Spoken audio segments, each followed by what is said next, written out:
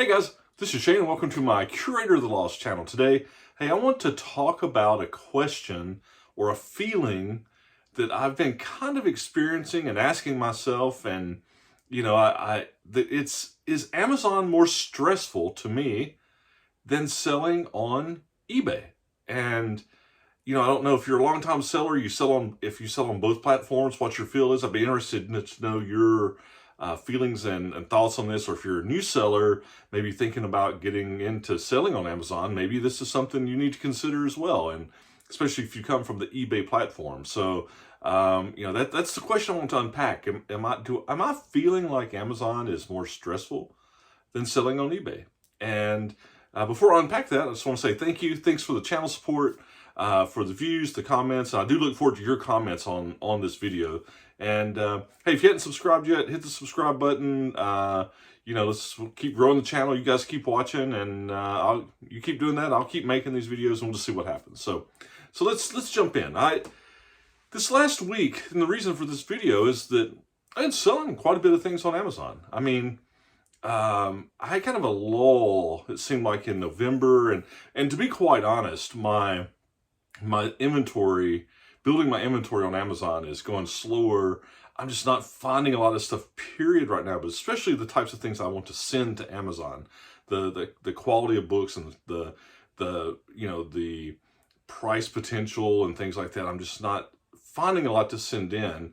And so my inventory growth is not where I want it to be. So that's probably kind of a self-imposed pressure or stress on the Amazon platform for me. And to give people context to that, I'm a long-time eBay seller. I've been selling on eBay for over 20 years, but just this year, 2022, in May, I finally took the plunge after procrastinating forever and set up an Amazon store. I'm doing Fulfilled by Amazon, where I send things in. And my reasoning for that was I didn't want to do merchant fulfilled on Amazon. I was looking for a different sales platform where I could take advantage, even though I know there's a cost to that, in fees. But I wanted to offload some of the packaging and shipping and mailing stuff that I have on my eBay side.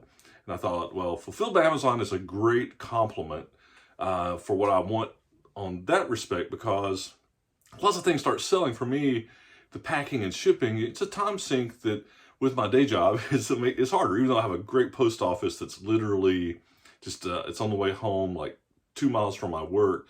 And my two postal guys there, Lynn and Jeff, are like the most awesome post office guys in the world. They're fast, they're efficient, they're responsible, they're just a pleasure to go in and talk to. So it's not that part of it. It's just the whole getting ready for shipping and just all the stuff that goes into shipping, right? It's just a time sink.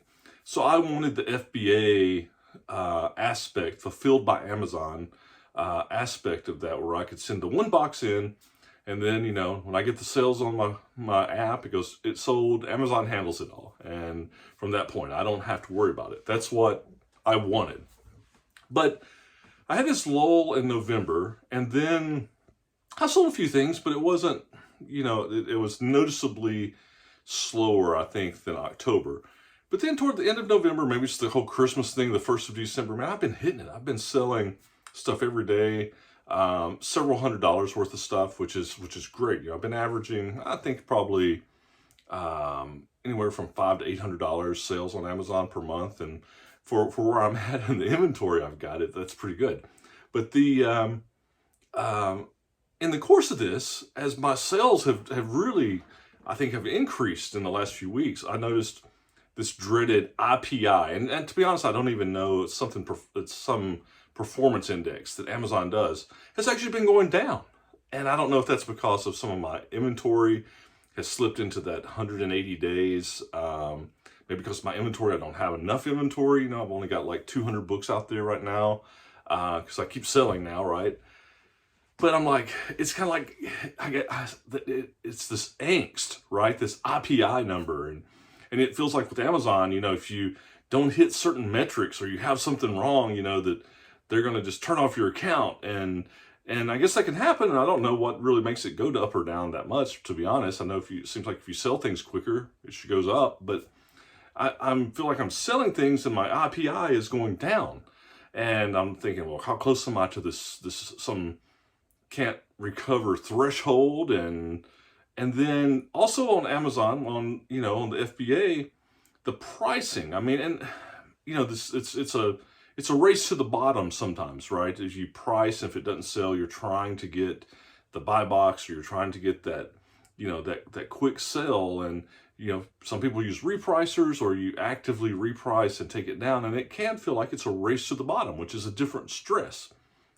I think about that, and I think, well, the corollary to that on eBay, on both of those things for eBay, and I guess it's smart to do this as we go, like the IPI, and what you have, you have your seller feedback, right? Which is on Amazon, I've sold, now for 6 months, I've still got 5 feedbacks, right? So that's different. On eBay, you get more feedback, and you have this preferred seller thing. It seems just easy, I mean, maybe it's not if I'm starting out on eBay, but for me, having been a long time eBay seller, that just seems easy, and it doesn't seem as adverse as maybe some of the metrics on the Amazon side, right?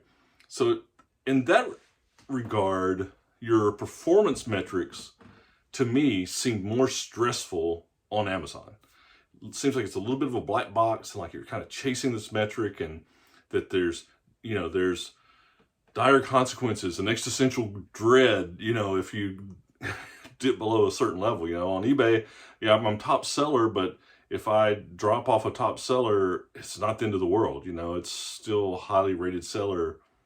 Okay, it's just not the same consequence, it seems to me.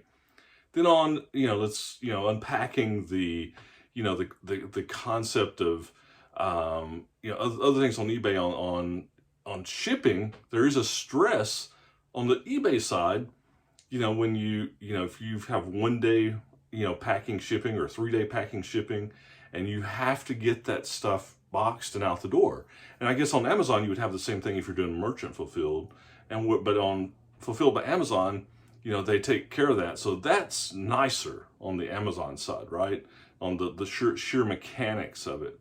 But I question, myself on this mentality, right? Of the, this metric scores, and what is it just me? I'm putting the stress on myself. The other thing that I get on the Amazon side is this, on the pricing. Okay, I think you have to be much more active on your pricing on the Amazon, where on the eBay side, I probably should be more active on the eBay side, but I compensate a lot for that by turning best offers on, and then also sending offers to watchers and viewers, right? So I have a little more control on that, it seems like. And again, my perspective, maybe I'm approaching this from, I'm a newbie. I'm still a novice on the Amazon side. I'm 6 months in, so long-time Amazon sellers may have a different view of this, right? So it feels like on the pricing, it's a little more stressful on Amazon, because if you don't get things priced right, especially if they're not really high, seller rated, BSR books, right? If they don't have a real high rating, if they're longer setters, you need to be priced right to get that. It only sells once or twice, every 6 months. You need to have that good price. So I think there's more stress on the pricing side on Amazon. Now, maybe if you use a repricer and you have your rules set up, it just, you eliminate that stress. You set up your rules on how it's going to do it, and it just automatically does it. But there's still this concept of this race to the bottom that you have to contend with. The other thing that, on the eBay front for me, I know that some of it, there's a familiarity, so I take that into context. I've been doing it for so many years, it's just second nature. So I know that probably adds to the whole, the whole feel, the whole concept. But these are the things I'm feeling on Amazon. It feels like a little bit more stress. Now, I will say this FBA, when it sells and they take care of it, boy, that is so sweet. And so their scales are still, they're balancing, right? So anyway, that's what I'm feeling. That's the question. I would say for me, as a new Amazon seller and getting everything still kind of up and going, I do feel like that Amazon is more stressful than selling on eBay. It's much more, I don't know, much more rules oriented maybe, or more, the mechanics of it are a little more involved. It's much more e-commercey other than just, listing. Uh, that's another point, and I guess if I go through an A/B scenario, is on the listing side, Amazon is much less, right? You scan it, put your label on, send it in.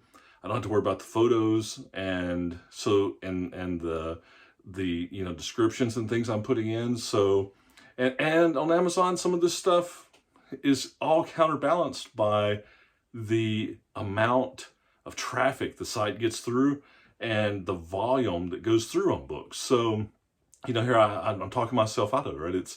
Maybe it is more stressful, but what I'm saying is it feels more stressful to me, but in the long run, it's still worth it, especially as a secondary sales channel, right?